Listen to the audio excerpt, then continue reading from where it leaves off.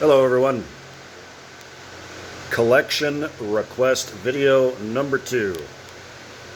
This is kind of like how I like to do videos anyway, but once again, my friend over there at Rab's Trains, I guess he liked my Williams video so much, he asked if I would do one on my K-Line collection.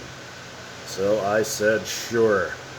I do apologize, my K-Line collection isn't quite as plentiful as my Williams collection is, but anyway, I've got enough here to talk about. So we'll start over here on the left side with some of the steam engines.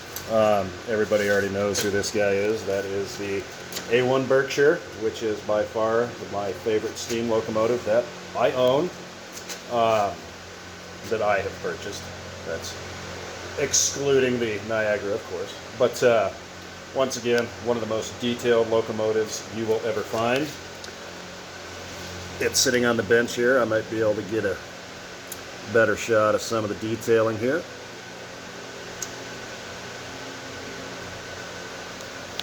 But yeah, that is a very, very detailed unit, as you can see. Behind that is something I haven't shown off yet. That is another one of my K-Line scale tank cars. K-Line tank cars are extremely nice. These are extruded aluminum. So this obviously is just a little 40-footer. They also did them in 50-foot, so you can find much bigger ones if you'd like. But yep, pretty cool, pretty cool. I really like their stuff there.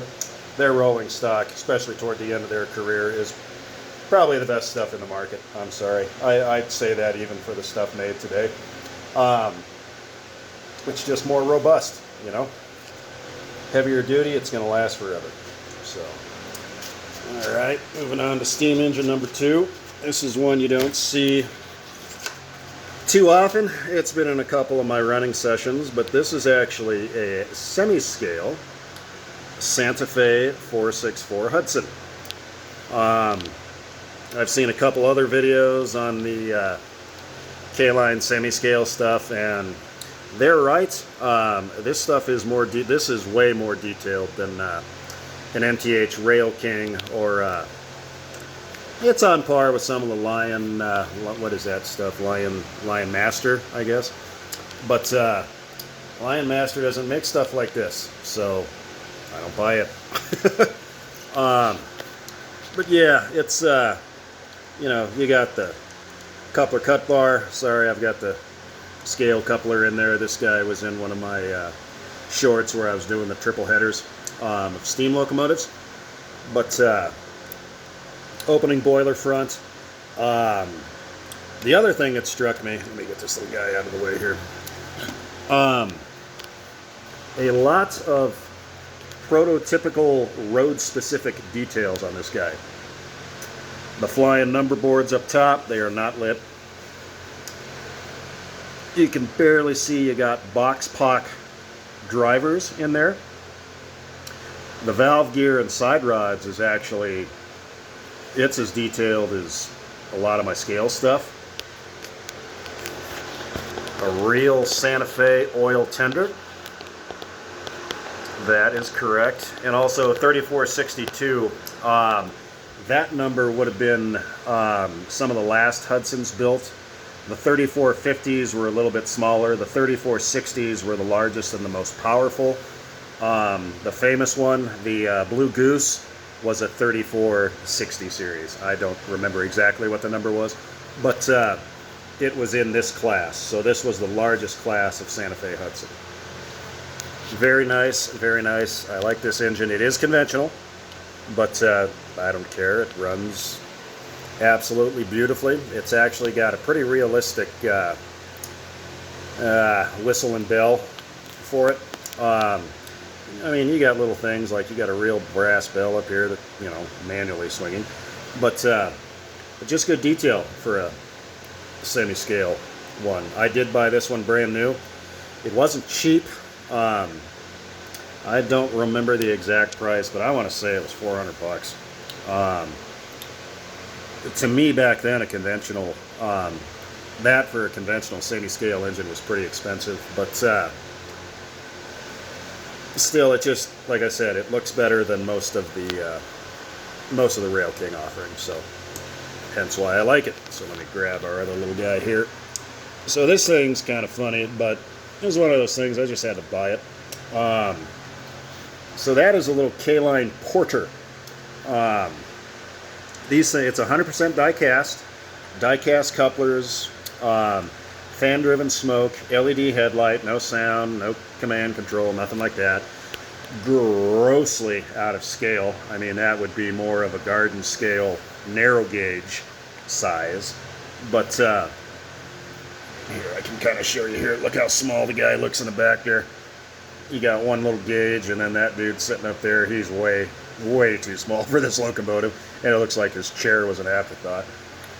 But these were the ones that came in the little Porter sets, and the locomotive on it in Baltimore and Ohio, it's actually my only piece of Baltimore and Ohio anything. But they were $100. So to get a die-cast steam locomotive with LED lights, it's even got a cab light in there.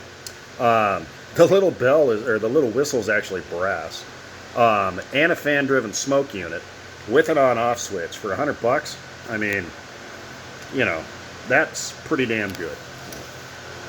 Okay, next one here is the, well, everybody knows one of my favorite locomotives, the FM Trainmaster. This obviously is my Southern Pacific one. And I promised Hunter Coleman I would tell him why the Southern Pacific ended up deciding on the Black Widow paint scheme. The reason they did it is because they felt this best represented the equipment they already had. Meaning, think about it, all of their steam locomotives were black with a silver nose, and then the orange and the red represented the daylight or the passenger service. So that is why Southern Pacific finally decided on the Black Widow paint scheme. These Trainmasters are awesome, in my opinion. I know they're not a legacy or the new PS3 version or whatever, but the types of Trainmasters that were out when these guys came out, with the separate fans and all the grills and correct handrails and drawbridges, these things are absolutely awesome.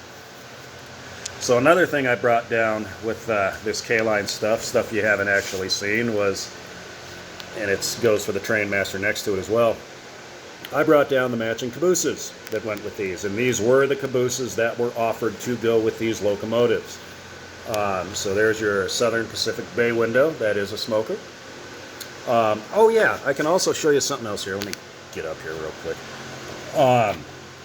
So a few guys have asked if you ever had one of these K-Line cabooses. So there's your on-off for your smoke switch, and then you had a TMCC DCS conventional switch. Well, here's why. So back in the day, now,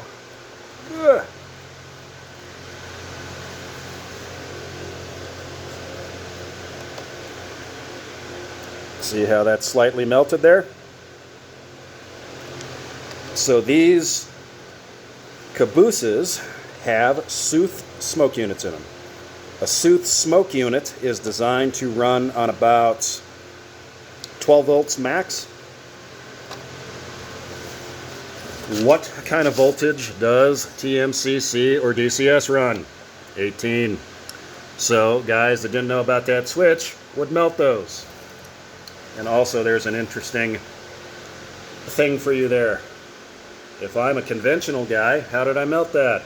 Well, at one time I had TMCC. We won't talk about that. I sold the system, but that's okay. So anyway, next to that, oh, and I also mentioned this was 0405. This was standard catalog, so no K-Line Club exclusive or something. I believe I got, I don't know, 25 bucks or 50 bucks off of it because I was a K-Line Collector Club member. $300. This one is TNCC and Rail Sounds. But and you've heard it. I did a little video on it. Actually sounds pretty damn nice. Actually sounds like a Fairbanks Morse, so that's why I like it. This one here, this was a K-Line Club exclusive, as was the Caboose. This is the Virginian, in my favorite color scheme, and what I think is the best color scheme on any FM Trainmaster, the blue and the yellow. I'll tell you, the only real thing I know about a Lionel post-war Virginian FM Trainmaster. So if you remember, when Lionel first released the Virginian, it was black and yellow. It didn't sell well. So they changed the color to blue and yellow, and it started to sell a little better. Ironically, right at the same time, the Virginian had changed their colors to blue and yellow. So who knows if they took a hint from Lionel, thought it looked better or what, but yeah. About the same time, Virginian changed their colors as well. And I think the blue and yellow looks a lot better anyway, so I like it, but your details actually show up quite a bit better on this paint scheme. Let's see if I can pick it up here. Like your, you know, your grills and everything. This one, hold on, it's hard to do with one hand. So this one was a K-Line Collector Club exclusive. You could get it in multiple ways. I chose to get it, see, I just think the venting and everything looks more realistic on the blue and yellow. See the fans. Ugh. Let me set you down for a minute. Sorry.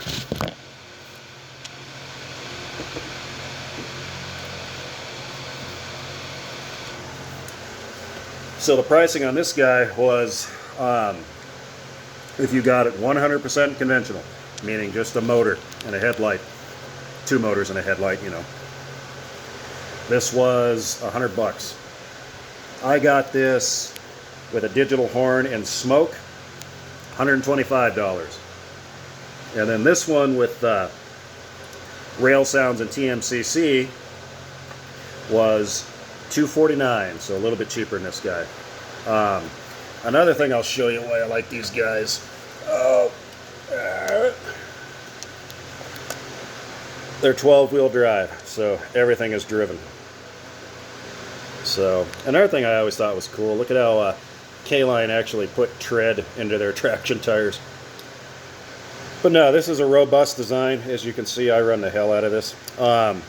I did buy this, like I said, this one I've owned since new, so these were all 04, 05. I can't exactly remember. That was many Coors and marriages ago, so sorry. But no, these guys are great. If you want a Trainmaster and you don't want to spend, you know, $600-700 on one, find a K-Line one. Even nowadays, they're reasonable. You can get one of these for under $200, the conventional style. The TMCC ones are going for around $300. You know, that's basically no up in value. Depends on who you get it from. Some people think they're worth a lot more than they actually are. The coolest version of all these is the Pennsylvania version. It's Brunswick green and has the train phone antenna. So if anybody's really looking for one of them, try to find that one. It is probably the most prototypical and the most detailed. But that is neither here nor there. So next one, obviously, everybody has seen. That is my Rio Grand F3s. And somebody in the comments on my video after this said this was a set of F3s due to these vents right here. So I will call these F3s. That is fine with me. This was my first, like when K-Line started to go a little bit premium, I guess. So 97, 98. I was taken back by the paint scheme, and I was taken back by the fact that all 3 were powered by 2 motors. I know they're the truck-mounted motors, but I have no problem with that. The other thing I like about the K-Lines too, I didn't mention this in the last video. Once again, someone else pointed it out to me in the comments. If you ever look at the Lionel style or the MTH, they're both, the bodies are kind of based on the post-war style, and they're actually a tad too wide. I never knew that. So I guess the K-line ones and the Atlas ones are very, very true to scale. But I don't know what these go for these days. I paid a lot for them when they were new. They were probably $500. But I had to have it. It's Rio Grand, so. But if you could find a set of these for a decent price, since the motors are in the trucks, you've got nothing but room in these shells. So if you wanted to do a, electric railroad or a PS3 or something, this, God, what a perfect candidate. You'd have plenty of room, plenty of room. You can get your smoke unit in there. Those little guys would be pretty easy to punch out, But, yeah, that'd be a great, great thing for an upgrade. So now we'll kind of get into my older K-line stuff. So this one I've had since I was, a little guy. That is one of their MP15s, I believe. It is a scale locomotive. I liked it because at the time nobody had a switcher like this in O gauge. Everything was an NW2 back then. Atlas hadn't come out with SW8s and SW9s yet. So this was a new style. So I thought that was pretty cool. Once again, it still runs. Runs perfectly. As you can see, I keep it pretty clean. These are, they're plastic pilot, plastic coupler, but the trucks are die-cast and got a sheet metal frame. Dual motors, they're the truck motors with 4 traction tires. You'd be amazed how much these little guys will pull. And what's really neat, as typical with all the truck-mounted motors, they're pretty much hot rods. If you can find the ones at the end of K-Line's career, they got a switch on the bottom to go from parallel to in series, so you can slow them down yourself, which I thought was pretty cool. Oh, look at the time, I'm talking too much. Okay, so another one here. This is something else I haven't shown. This is from the last year of K-Line doing stuff on their own. This is late 05, 06. This is a modern caboose. This is probably the most detailed caboose I have. Look at your windshield wipers up there. Double chains, chain for the brake wheel, opening doors, grab irons everywhere.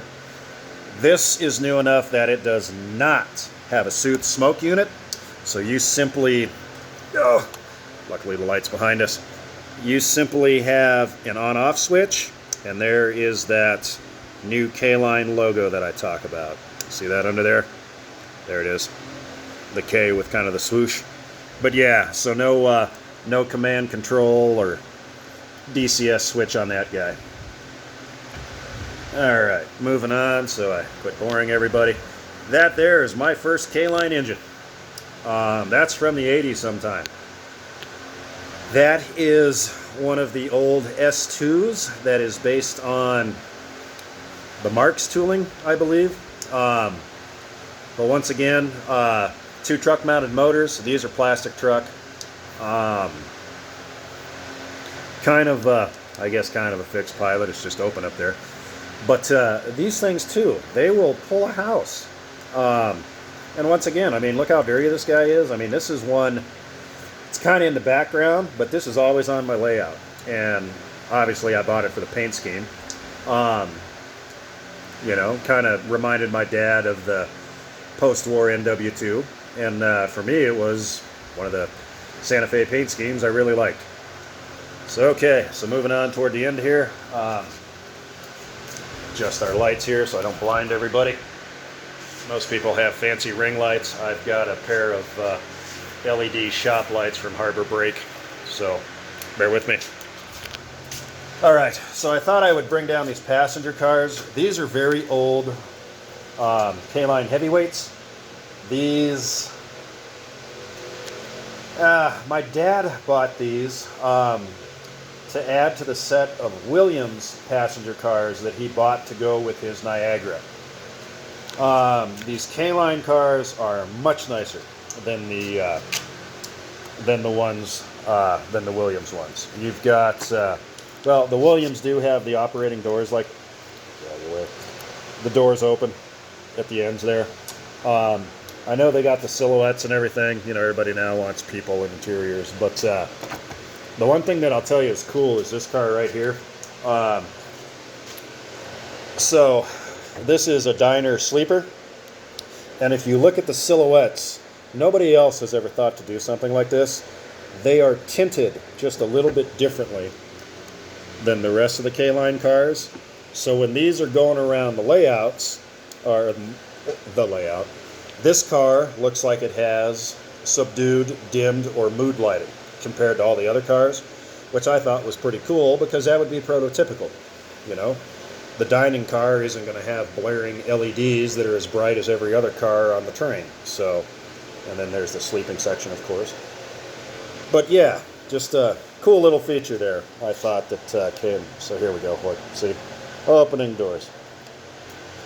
So these cars, I believe, like I said, my dad bought them separate. I think they were made in the late 80s. But they hold up. They're just fine. But anyway, there's a quick overview of my somewhat minuscule K-Line collection. I do plan on adding quite a bit more coming up. There may be some other locomotives in the mail as we speak, so we will see. But anyway, I hope you guys enjoyed my rambling, and I will catch you on the next one. Thanks for watching. See ya.